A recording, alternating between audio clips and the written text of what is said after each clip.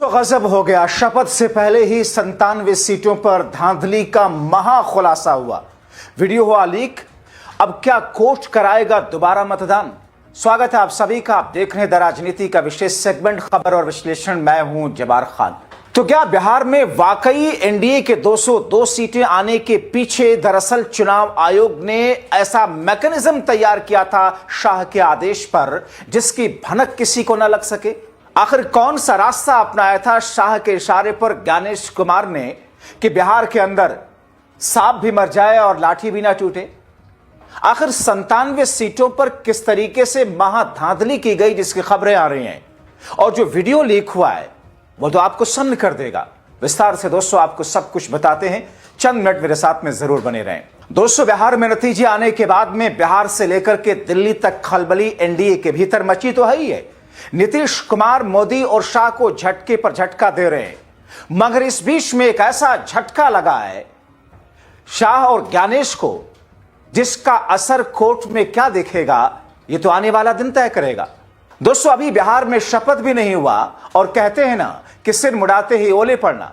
नीतीश का खेल अभी साइड रख दीजिए और देखिए कि खेला दूसरा कैसे हुआ। दोस्तों, खुलासा करने वाले ने बहुत सनसनीखेज वीडियो लीक किया और कहा जा रहा है कि अब तो कोर्ट में ज्ञानेश बच नहीं पाएंगे और कोर्ट 97 सीटों पर दोबारा से मतदान करा सकता है।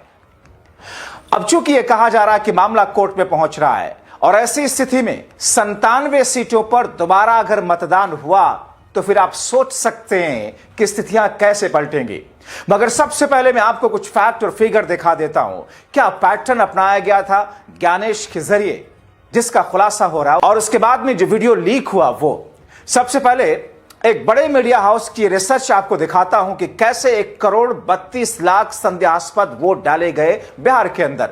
अब आप अपने जहन में रखिए कि गुजरात, उत्तर प्रदेश, हरियाणा, दिल्ली, राजस्थान, यानी कि जो परिवहन मंत्रालय है और जो रेल मंत्रालय का केंद्र का है, राज्यों के परिवहन मंत्रालय और केंद्र का रेल मंत्रालय, दोनों ने किस तौर पर मोदी शाह के इशारे पर अपने अपने राज्यों से ट्रेनें भर भर करके बसों में लोगों को ठूस ठूस करके बिहार में वोट डालने के लिए भेजा था।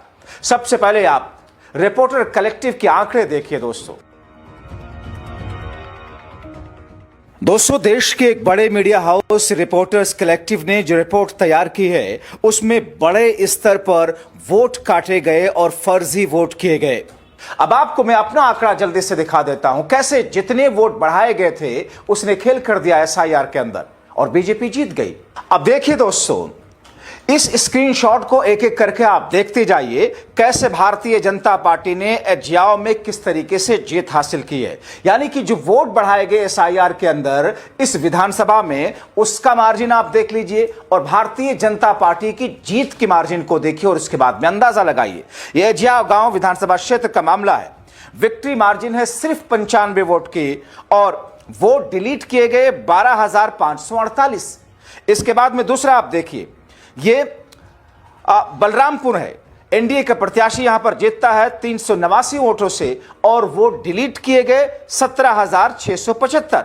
आप देखिए बख्तियारपुर को, जो विक्ट्री का जीत का मार्जिन है वो है 981 वोट का और वोट डिलीट किए गए एसआईआर में 9,193। इसी तरीके से आप देखिए बेलागंज में जीत का मार्जिन है 2,882 वोट और वोट डिलीट किए गए 15,061 वोट। इसी तरह आप देखिए औरंगाबाद की सीट पर विक्ट्री मार्जिन है 6,794 वोट की और यहां वोट डिलीट किए गए 18,555 वोट।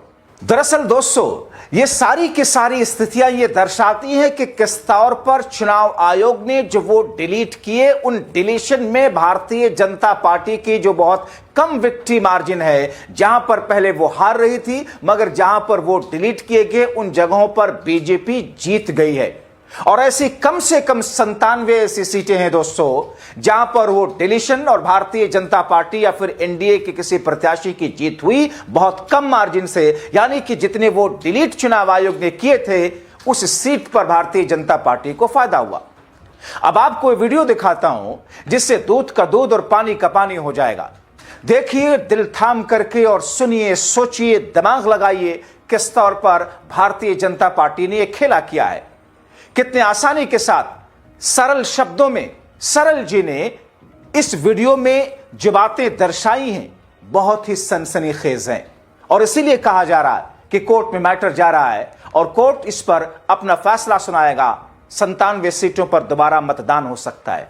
तो आप ध्यान से सुनना, 60 सेकंड में आप पूरी गेम समझ जाएंगे।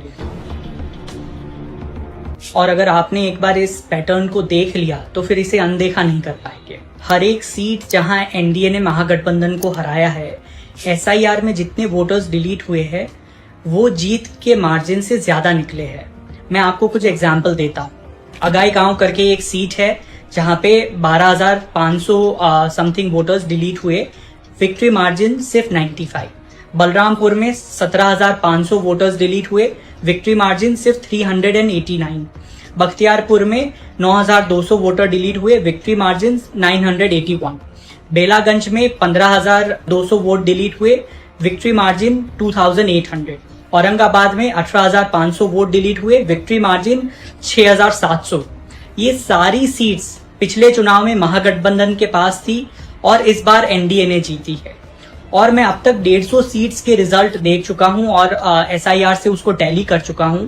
ऐसी 5 नहीं 30 से भी ज्यादा सीट है जिसमें यही पैटर्न नजर आता है।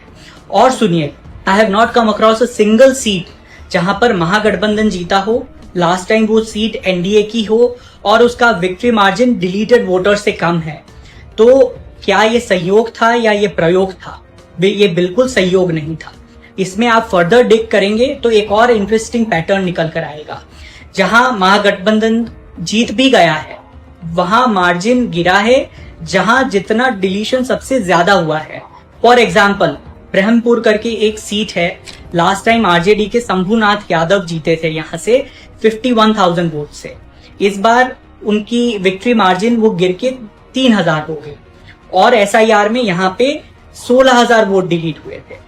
उसी तरह आप देखेंगे विभूतिपुर करके एक असेंबली कॉन्स्टिट्यूएंसी है, लास्ट टाइम सीपीआईएम के अजय कुमार यहां से जीते थे 41,000 वोट्स के मार्जिन से। इस बार उनका विक्ट्री मार्जिन गिर के 10,000 हो गया है और यहाँ एसआईआर में 11,000 से ज्यादा वोट डिलीट हुए हैं। तो फॉर्मूला सिंपल है, जितना डिलीशन उतना एनडीए को फायदा, जितना डिलीशन उतना महागठबंधन को नुकसान। तो ये जो हम पहले से कह रहे थे कि ये स्पेशल इंटेंसिव रिवीजन नहीं, ये स्पेशल इंटेंसिव रिगिंग था और ये रिगिंग हमारे सामने आ गया है, जनता के सामने ये पैटर्न आ गई है। अब आप खुद सोचिए कि क्या बिहार में ये चुनाव था या डेटा ड्रिवन वोट चोरी थी? पैटर्न और जवाब आपके सामने है। दोस्तों, आपके सामने ये 2-3 चीजें जो इस वक्त हमने रखी हैं। मैं अगले वीडियो में कुछ और फैक्ट आपके सामने लेकर के आऊंगा, लेकिन इन तमाम चीजों से इतर इस बात से कतई नजर कि वोट चोरी हुई, धांधली हुई, लेकिन यह भी एक फैक्ट है कि भारतीय जनता पार्टी ने जिस मैकेनिज्म के साथ में चुनाव लड़ा, उस मैकेनिज्म के साथ में इंडिया गठबंधन चुनाव लड़ने में पूरी तरीके से फेल रहा। अब ऐसी स्थिति में दोस्तों, दोष सिर्फ वोट में धांधली या चुनाव में धांधली का ही नहीं, बल्कि इंडिया गठबंधन को जब यह पता है कि उनका मुकाबला मोदी और शाह जैसे नेताओं के साथ में है, जिनके साथ में कथित तौर पर चुनाव आयोग और एजेंसियां मिली हुई है, तो फिर उनको अपने स्तर की तैयारी को और बड़े पैमाने पर रखना बेहद जरूरी था। लेकिन क्या कहेंगे आप, जिस वक्त नतीजे आ रहे थे, न जाने कौन से महत्वपूर्ण काम से राहुल गांधी विदेश में बैठे हुए थे, वहां से ट्वीट करते हुए दिखाई दिए। जब अमित शाह बिहार में डेरा डाले हुए थे, तो फिर उस वक्त तक जबकि भारतीय जनता पार्टी की सारी रणनीति बनकर के जमीन पर उतर चुकी थी, उस वक्त तक इंडिया गठबंधन अपनी रणनीतियों को बनाने में ही फंसा हुआ था। इंडिया गठबंधन यह तय नहीं कर पा रहा था कि क्या मुख्यमंत्री के चेहरे का ऐलान करना है या नहीं करना है। यानी कि बीजेपी हर जगह पर इंडिया गठबंधन के मुकाबले सवा शेर होती हुई नजर आई। लेकिन उन तमाम चीजों को भी अगर जोड़ घटाव कर लें तो उसमें ज्यादा से ज्यादा 15 सीटों का फर्क नहीं होता। 15 सीटों से ज्यादा का फर्क नहीं होता भारतीय जनता पार्टी की बेहतर तैयारियों में और इंडिया गठबंधन की कम तैयारियों में। लेकिन दोस्तों, जिस अंदाज में आप देखिए एसआईआर में जहां जहां पर वोट डिलीट किए गए, वहां पर किस तौर पर बहुत कम मार्जिन के साथ में भारतीय जनता पार्टी की विजय हुई या एनडीए के प्रत्याशी की विजय हुई है। अब एक ऐसी स्थिति है जिसमें इस वक्त इंडिया गठबंधन और फैक्ट एंड फिगर के साथ में कोर्ट पहुंच रहा है। माना यह जा रहा है कि इन तथ्यों के आधार पर कोर्ट कहीं ना कहीं कोई ना कोई ऐसा एक्शन तो जरूर लेगा। वो दिन चले गए जब चुनाव आचार संहिता लगने के बाद से लेकर चुनावी प्रक्रिया पर सिर्फ चुनाव आयोग फैसले लेता था। कोर्ट कोई भी हो, सुप्रीम कोर्ट भी फैसले लेने से बचता था, लेकिन सुप्रीम कोर्ट ने हाल के वर्षों में कुछ ऐसे फैसले लिए हैं जिससे यह कहा जाता है और इंडिया गठबंधन की उम्मीद बंधी है कि इन फैक्ट को रखने के बाद कोर्ट दोबारा से 97 सीटों पर मतदान कराएगा। हालांकि इस बीच में एनडीए की सांसें तो वैसे ही अटकी हुई हैं, क्योंकि नीतीश कुमार ने मोदी और शाह दोनों की बात को खारिज कर दिया है। कैसे, आप मेरा दूसरा वीडियो देखिए। आप क्या सोचते हैं दोस्तों इस महाधांधली और 97 सीटों की इस गुणा गणित पर? अपनी राय कमेंट बॉक्स में जरूर लिखें। अभी के लिए इतना ही, शुक्रिया।